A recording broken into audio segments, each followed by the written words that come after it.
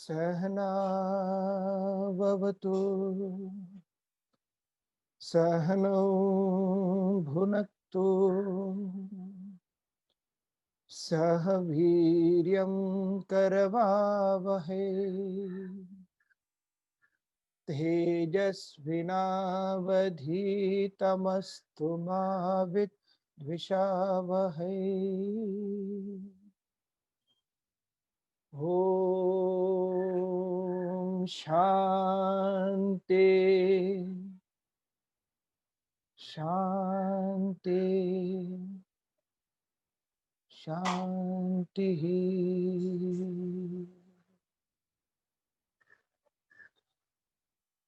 Om, may He protect us both. May we both enjoy together. May we both exert together.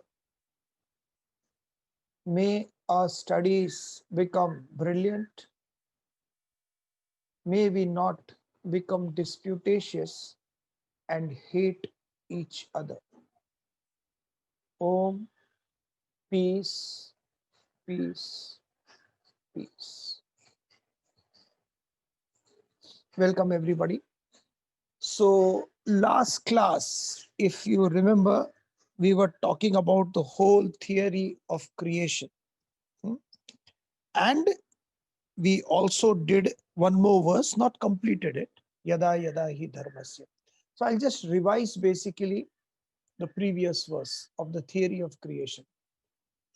Brahman is the all-pervading reality. By its own account, by its own maya, that which is imperishable, that which is unborn, that which is the Lord of all beings, by its own maya, by its own inheritance, it creates Prakriti. Okay? This theory is given because I told you there are two ways of looking at life. When we start with the scriptural studies, they say that you are the Jeev Atma. Jeev Atma. Jiva plus Atma. Jiva is this body, mind, and intellect. Body is organs of actions and perceptions, eyes, ears, nose, tongue, skin. Mind is full of emotions, likes and dislikes, mood swings, good and bad emotions. And intellect is that which thinks. So this is the matter, Jiva. And it itself is insentient, dead, until the power behind it is switched on. And that power is called Atma. So they say we are a combination of Atma, which gives sentiency or power to this matter equipments of body, mind, and intellect. And at every moment of time, we have a choice either to choose to become the supreme reality, Brahman, the infinite Brahman, or we identify with the matter layers of body, mind, and intellect. When we identify with the body, mind, and intellect being limited personality, being constantly exposed to the world outside, it goes through its fluctuations of change, agitation, stress, and tension. Simultaneously, when we identify with the self, then you start understanding you are that supreme self and you are no more the body, mind, and intellect. They are just equipments which are being used by some power for a higher purpose in life. As soon as you think from that point of view, then you understand one thing is the equipments have its beginning and end. The body will have its aging process. The mind is susceptible to change. The intellect is also susceptible to change of ideas and ideologies. But these things are exposed to the world. What I am is that infinite reality. So that's where the creation is, the highest. Once you reach that state, then for you, the world does not exist. Now, when they say the world does not exist, The great masters of the olden times, the rishis and sages, they actually say the world does not exist. We, from the worldly point of view, can't understand what they mean when they say the world does not exist. Therefore, we conclude from a relative point of view to explain to the students that don't worry, the world exists. Father, mother, brother, sister, husband, wife, your social status, social strata, everything is existing. Only thing is that it will lose its bite. That is the explanation given at the relative term. So since we are at the already relative term, it's difficult to understand the absolute. Just as since we are in the state of a dream, it is difficult to understand the wakefulness personality. When we are awake, we understand the dream. It's exactly the same. So that's why that verse is given. I am Prakriti. So Prakriti is another part of the supreme reality. In and through Prakriti, there is nothing but Brahman. In fact, Brahman and Prakriti are not different. But since we are born, we have given this duality, split it into two different things and says, this is Prakriti, this is Brahman. This is Atman, here the self within, and the self outside is Brahman. It's the same. You can't bifurcate air and call it bedroom air, hall air, academy air. You can't use these terms. This is Mumbai air, that is Delhi air, that is this air. No, you can't do that. All is the same. Similarly, everywhere the infinite power is the same. So this is the whole revision. But Prakriti is born. Now, Prakriti is born. Why it is born? There should be a reason, because we don't function without reason. We all, when we say the world is created, we have to imagine there is a world maker who makes the world. We can't understand that it is created out of nothing. It's impossible. So the question is put, why should Brahman become Prakriti? And Brahman, the supreme reality, that is Krishna, says Prakriti has come because of this verse. Now he comes. Why does he come? What is the necessity for that supreme reality to come and become as Prakriti, to get an embodiment in Prakriti, in matter? Yada yada hi dharmasya ग्लानिर्भवति Bharat अभ्युत्थानमधर्मस्य तदात्मानं सृजाम्यहम्. When we were young, and when that Mahabharata was shown in TV, and they proclaimed saying that the Bhagavad Gita given by Krishna is going to last, I remember, for 3 to 4 Sundays, between 11 to 12 or something like that. And all the streets were empty. We are all very spiritual by nature, so we would like to know what is right and wrong. But it disappears. Yada, so what is the content? Yada yada hi dharmasya glanirbhav. Yada yada, whenever dharmasya glanir, when dharma goes down, whenever dharma goes down, righteousness goes down, adharma comes up, unrighteousness, wrongful deeds are growing. Tadatmanam srijamyaham. I manifest myself. Simple. Whenever the wrong things, unrighteous, adharma, dharma, what is the definition of dharma? Dharma means doing something which is right by everybody. More than right by everybody, it is right by scriptures. In fact, more than the right by scriptures, it is your own moral compass within. So when it comes to what is right, what is wrong, what is dharma, what is adharma, we have no clue what is right and what is wrong, because people say subjectively what is right for me may be wrong for others. Subjectively, what is right for others may be completely wrong for me. So who decides what is right and what is wrong? When confusion is there, then they say you listen to the Shastras. The Shastras, the books will tell you what is the right way of going and wrong way of going. And a time comes when right and wrong you have understood so beautifully. After that, you become a Shastra. There, for example, I'll give you an example.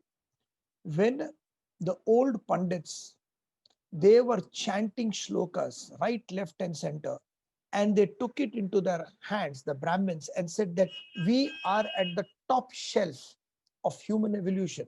So Brahmins are the top, then Kshatriyas, then Vaishyas, then Shudras.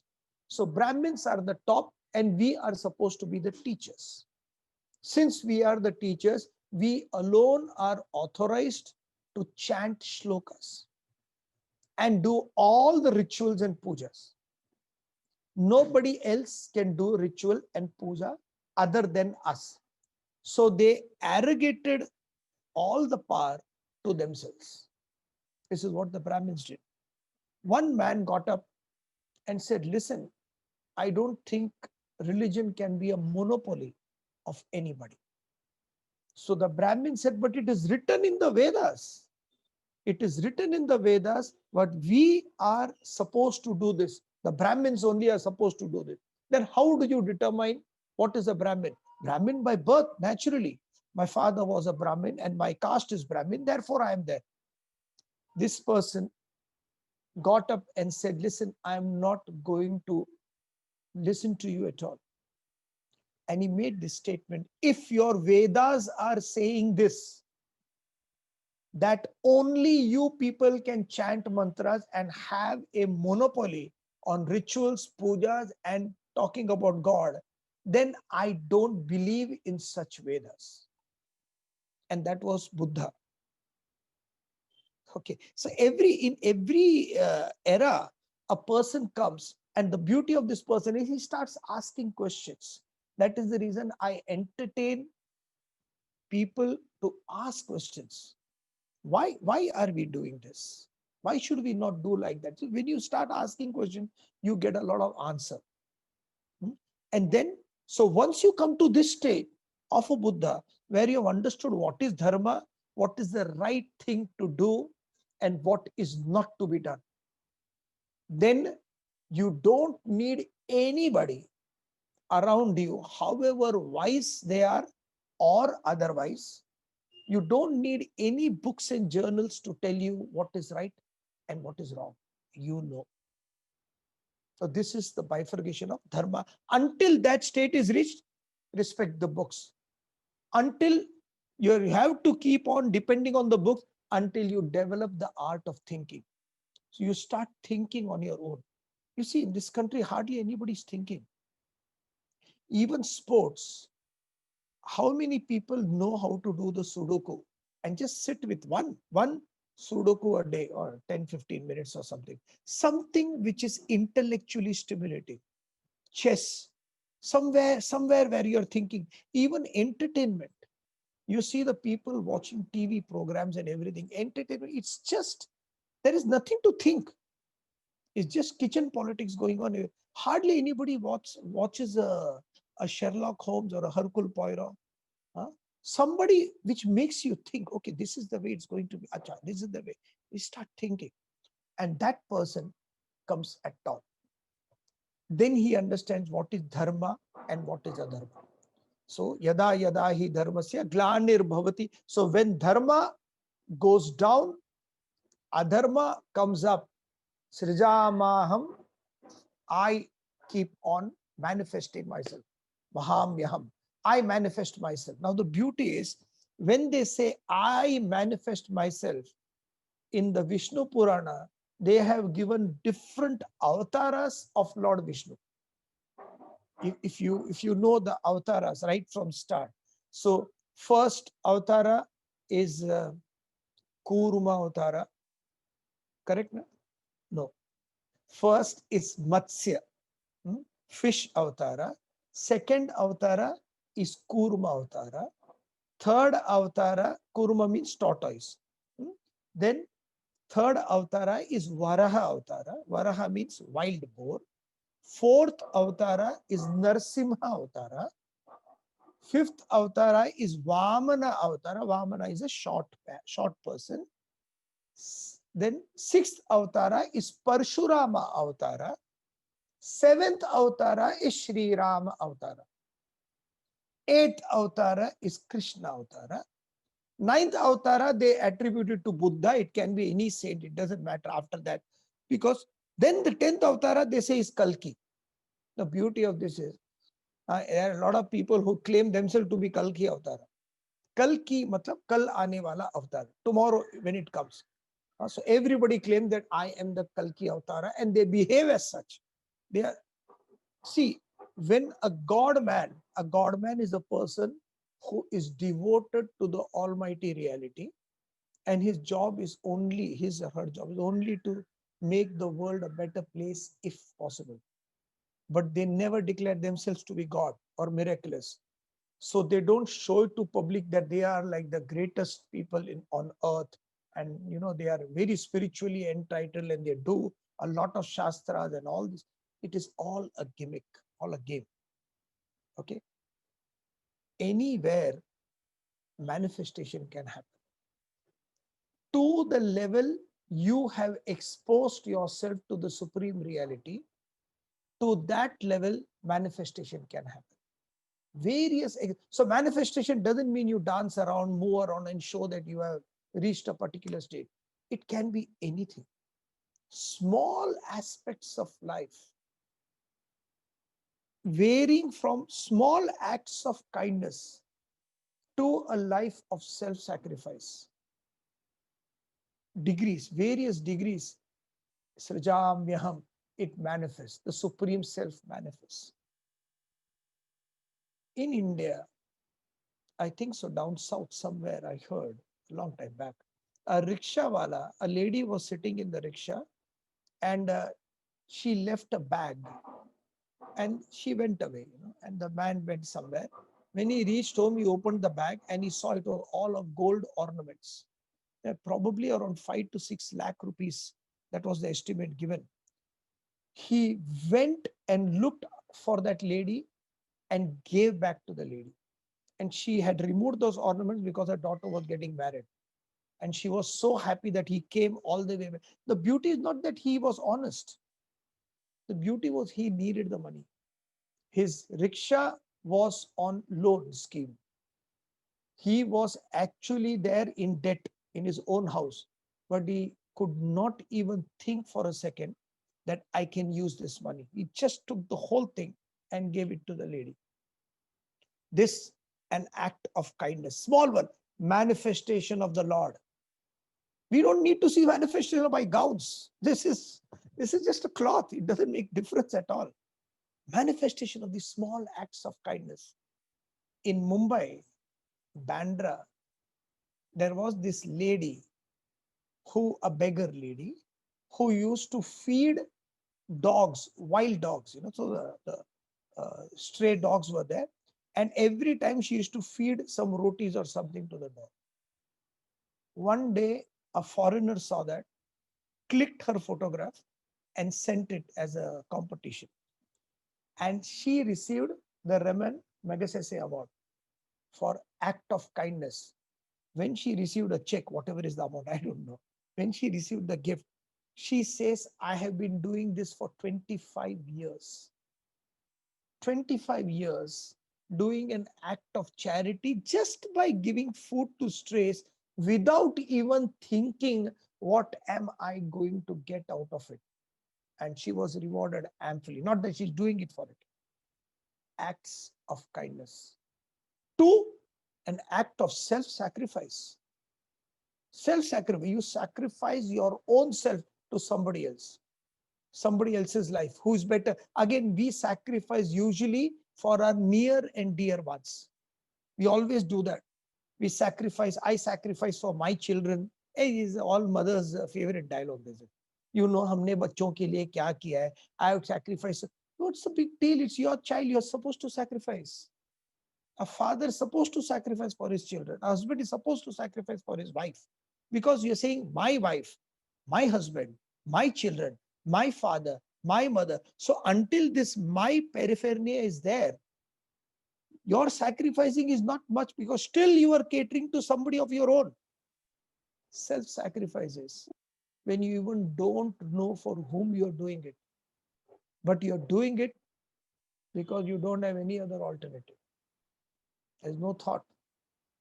Indra wanted to kill an asura. When Indra wanted to kill an asura, he went to Vishnu and said, I want a weapon, but I don't have a powerful enough weapon. He says, don't worry, do one thing, go to the top of that mountain. There is this famous sage, Dadichi, and Dadichi is meditating there. And so much he's done tapas, so much he's done meditation, that his bones have become strong as lightning, Vajra. He says, okay, so what should I do? Indra asked. Vishnu said, you just go to him and ask for his bones. I said, sorry? You go to him and ask for his bones. But he's alive.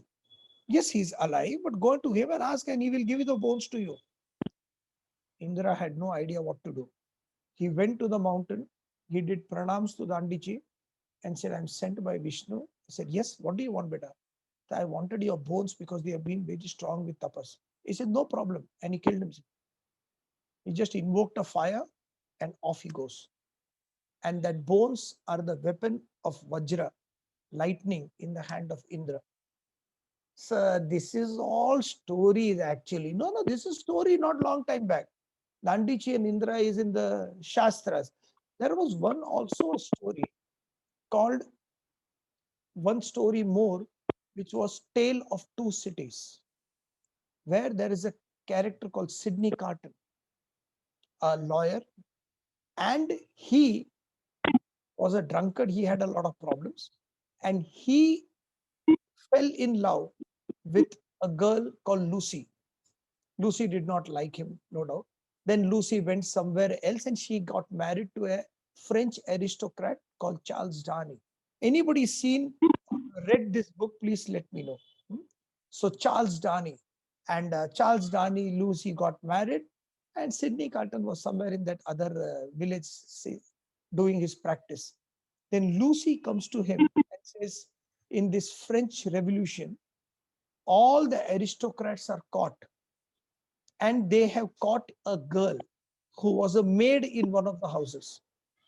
Charles Darnay's house. So Charles Darnay, when he got married, he renounced all his aristocracy and came back. But when he heard the servant girl is also trapped amongst the aristocracies, he went there. He went to France to tell them that, listen, she is not an aristocrat. She's a normal French girl, so don't kill her. But they caught Charles Darnay.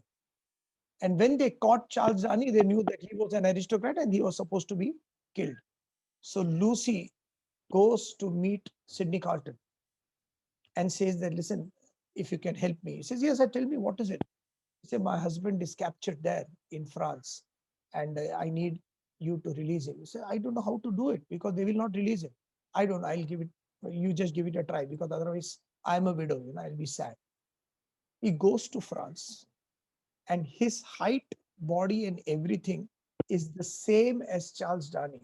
So he goes as an advocate to see in his cell, and as he has 5 minutes, they change dresses and he tells Charles Darnay to go away.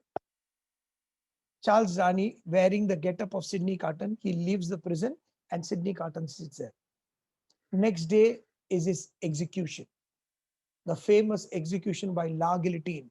La Guillotine, La is always female. So Guillotine is considered to be the most beautiful female who chops the head of people, suitors. The board comes and cuts, and they are herded. All the so Sidney Carton is also there. There is another girl, and they are herded like cattle towards the guillotine. One by one, the necks are falling off. And Sidney Carton just looks, and there is no fear in his face. So this girl who's terrified, who's an aristocrat, she looks at Sidney Carton and says, what are you here for? What did you do? So Sidney Carton says, I didn't do anything. I am here standing for somebody else. So she's just shocked. And Sydney Cotton looks at her and says, listen, both of us are going to die anyway. You just look at me. Until the last, the girl looks at him and he is continuously peaceful. And the famous last lines, it is a far, far better thing I do that I have ever done before. It is a far, far better rest I go to than I have ever been. Sacrifice. From a novel, Tale of Two Cities. I think so, Charles Dickens. Tale of Two Cities. Very recently, when the Taj Intercontinental in Mumbai was attacked by terrorists, one person whose family was already there decided that he can't help his family anymore because the terrorists were there in that floor. He helped everybody else. He called his father that this is my wife and my wife and children are there in one room, and I can't save her. So, and the father said, your first duty and responsibility is to vacate all the visitors from that hotel. He said, even if it is my last breath, I'll do that. And he vacated everybody. Karamveer Singh, find out. Karamveer Singh, he removed everybody and he sacrificed his own wife and children there. Why I'm giving you all these stories? So one story would have sufficed. One story would have sufficed that, sacrifice, this is it. Manifestation. We think manifestation of God is when I sing bhajans, when you go to temples, when you wear uniforms or Rudraksh Mala and show to people that you are extremely spiritual by nature. Keep on smiling, keep on having fun, and give Ashirwad to everybody. This is not spirituality. I'll give you a clue. If you really want to become spiritual, focus on the small things of the world. Focus on the little people of how they're living, what kind of struggle they are going through. And in spite of all the struggles, they are still standing their ground. That's the beauty. They're still standing their ground. They're still honest and truthful in spite of everything going on. This is what. So when they say Sarjamyaham, I manifest myself, it can either be by birth, the divinity comes by birth, and right from childhood, he is born as a divine person like Krishna, and we are waiting for Krishna to come back. Krishna Avatara or Ram Avatara to come back and save the world. There is no Krishna or Ram Avatara anywhere outside. You look around, when adharma becomes more, dharma is less, then that divine principle will choose an equipment of body, mind, and intellect. And through that equipment, it will talk. And the talking need not be necessarily physical. It can be like Ramana Maharishi, not talking at all, or like a Swami Ramatirtha, blasting the world with all glory. Either way, it will choose its mode of identification and manifestation. So this is it. Yada, yada, here. It will manifest. Why? What is the reason for its manifestation? Next. Paritrāṇāya sadhūnām vināṣāya ca duṣkrtāṃ dharma samsthapanārthāya sambhavāmi yuge yuge. Paritrāṇāya sadhūnām. How do I do this? How do I support dharma? And how do I not support adharma? Very easy.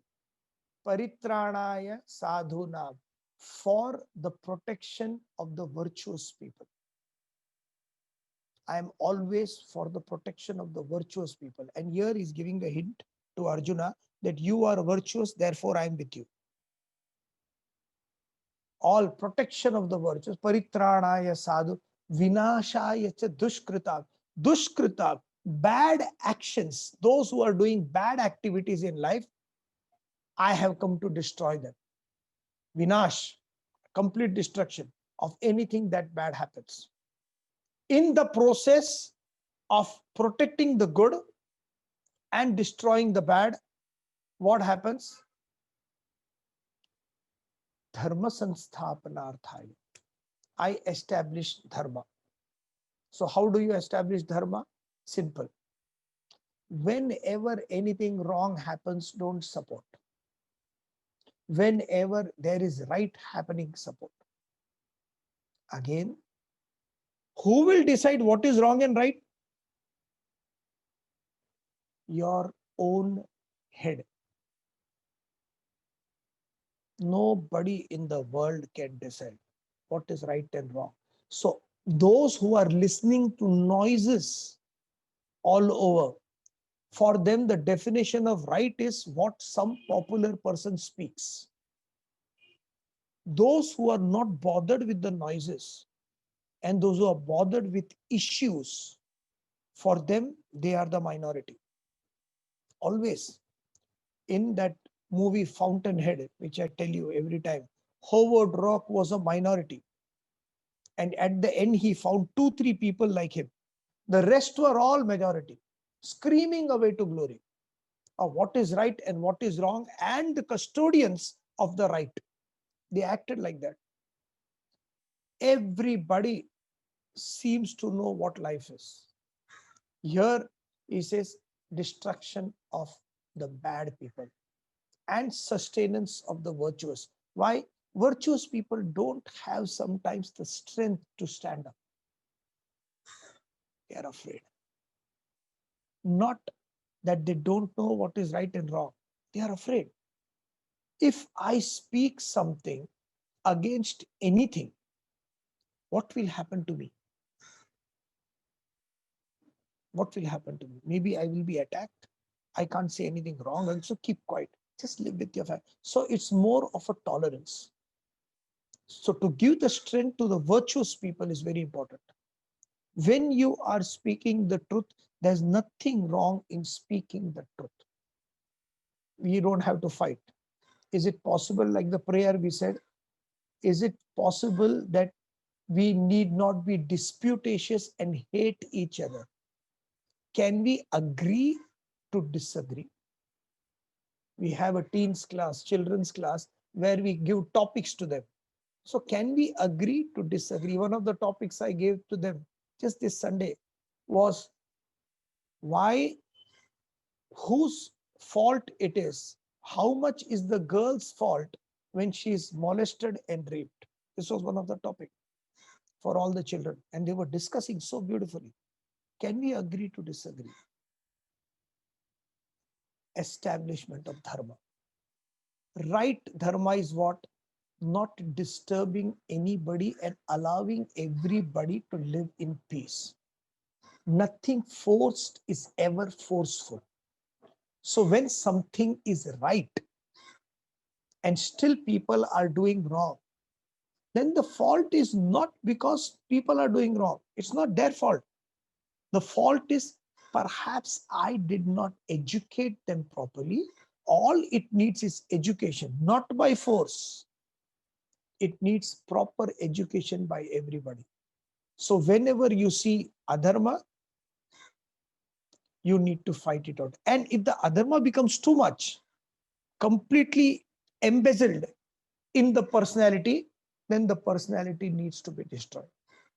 That's the biggest problem we are facing. Jesus said, hate the sin, not the sinner, which is fact. Hate the sin and not the sinner. But when the sin completely overtakes the personality of the sinner, then what do you do? For example, when Moses came from the mountain, 40 days he prayed and he met God. The God said, I am that I am. And he came with that message, 10 commandments.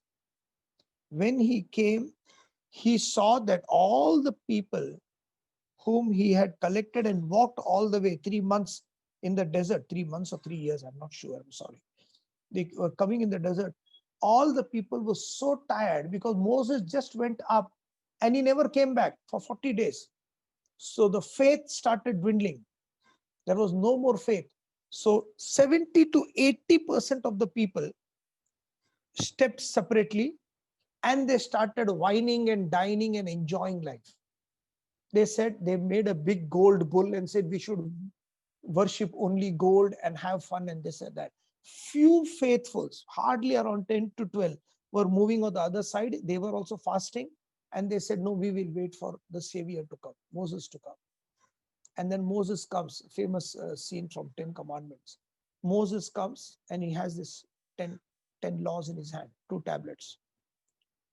He looks at both the generation, one people standing here, close by, 12 people withered away, and all the others are enjoying them. Then he said, I have come here with the message of God. Those who want to come with me, come this side. This is what he said. Those who wanted to come with me, come this side. Few people, 2-3 people came here. The rest were all there, indulging in materiality and sensuality. Moses says, okay. He takes that stone and throws it at them. And he makes this statement, those who shall not live by the law shall die by the law. He puts the stone on them and everybody dies. The whole area, all those people die. So anybody who's doing materiality and sensuality, what is materiality and sensuality is not enjoying the world. It is not that. Even Krishna did that. Enjoying the world and indulging into them as if this is the only thing. That is materiality and sensuality. You can revel in worldly sense objects and contact. There's nothing wrong in it. But understanding that it is a temporary nature and my happiness is not dependent on it. But if you think that is the finality, the end is only destruction. There is no other way out of it. So when you want to destroy the personality, that's why they say, when the sin and the sinner comes together, the destruction of personality is complete. Then you destroy the personality, and when the personality is killed, then the soul they showed in the movies, sometimes, or even in Amar Chitra Katha. I refer everybody, please read Amar Chitra Katha or some books like that to your children. The white soul comes out of the body every time. So when I used to read this Rama hiding behind the tree and shooting at Vali, and Vali asking his questions. When Vali is asking his questions, he says, this is it. Why did you kill me? Rama gives the answer and he says, pranams, and he dies. And when he dies, something white comes out of it. So that white is the self trapped in this stupid body with false ideas and ideologies. So the idea is this power inside wants to break free. But the sin, the papa, does not allow it to break free. And therefore the aggression. So some schools of philosophies, they say that to release that power, that aggression is a justification. So that somebody, it's a cry to divinity that please come and destroy me. So destroy this cover so that I can free myself. The same thing happened when Ravana died. The same thing happened when Vali died. The same thing happened when Tataka died. When Rama killed Tataka, her soul became free. Every time. And Sambhavami Yuge Yuge. For the protection of the virtuous, for the destruction of the vicious, for the establishment of what is right, dharma, I am born from age to age. Every yug, I keep on. This is the promise saying that it's a law. Promise means whenever adharma comes up, dharma goes down, there will be somebody. This is a law of demand and supply. Wherever a spiritual personality is demanded, nature will supply it. 100%. So that's the way it's supposed to be. Paritranaya sadhuna vinashaya cha dushkritam dharma sansthapanarthaya sambhavami yuge yuge. I manifest age to age. Why do I manifest age to age? To protect the virtuous, to destroy the vicious. How do I do that? By controlling dharma and adharma. When dharma becomes too less, adharma becomes more, there I come. How I come? From Brahman. When Brahman, the Lord of beings, the impenetrable nature, when that goes through its own Maya, Prakriti, the world is born. So you understand that at present, at the relative stage, we are talking about Brahman. How do you reach it? Simple. Still, when we say yada yada hi dharmasya paritranaya sadhuna, we genuinely believe that the enemy is outside. Yes, sir. There are a lot of people who are bad, so we should destroy. This whole thing, you have to understand this. The whole thing of Bhagavad Gita is nothing external. The 100 sons of Dhritarashtra and the 5 Pandavas all are within your own head. The whole Bhagavad Gita is sandwiched between the first word dharma and the last word mama, my nature. It all comes down to my nature and my delusion and my understanding of what life is. Enemies are not there outside. So when they are talking about paritranaya sadhuna, we sustenance of the virtuous, it is sustenance of my own virtuous mind vis-a-vis the vicious reactions that gives the world. Every time when the world is doing something wrong, there is a response in my world, something vicious, to restrain that and keep it under control. All the fight starts from here. Once you understand this, you understand your reality and your relationship with that supreme reality. What is the relationship? You are that. There is nothing other than the supreme reality. Individuals are not there, world is not there. There is only the supreme self bifurcated into different things.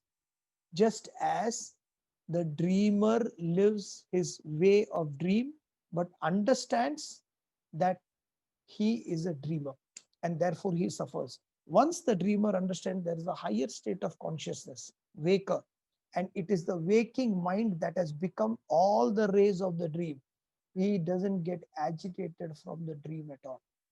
Therefore, the art of questioning. A man was completely poor. He did not have any job, wife and 4 children to support. And he didn't tell the wife and children that he was out of job. He used to go out, but he used to beg on the streets and come back.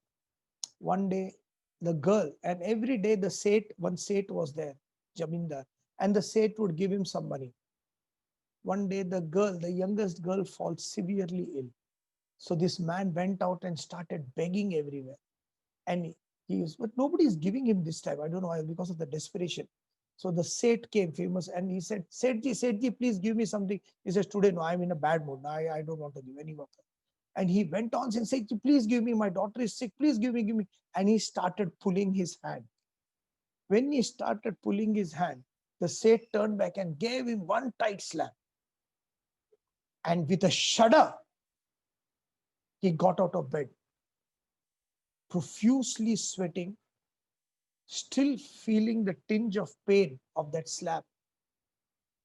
Immediately, he called a meeting in his kingdom. And the famous Janaka asked this famous question. Ministers, I want to ask this question. I just had a dream that I was a poor man suffering, and my child, youngest child, was about to die. And I woke up and I am King Janaka. He asked this question. Am I King Janaka who dreamt that he was a beggar? Or am I that beggar who is now dreaming that he is a King Janaka? Think over it. Am I the King Janaka who dreamt that he was a beggar, or am I that beggar now dreaming that I am King Janaka? And the answer was brilliantly given by the sage Astavakra. O king, you are neither the king nor the beggar. In the waking state of consciousness, you are the king. In the dream state of consciousness, you were a beggar. And in the deep sleep state of consciousness, you are nothing. But you are none of these three, because all these three are changeable. You are that supreme self which wears these three clothes according to its utility. Don't identify with either of them. So that's the idea. So we'll conclude the class. Thank you. Om.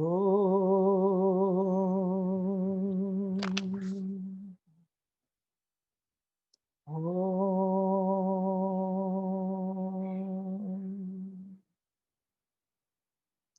Om.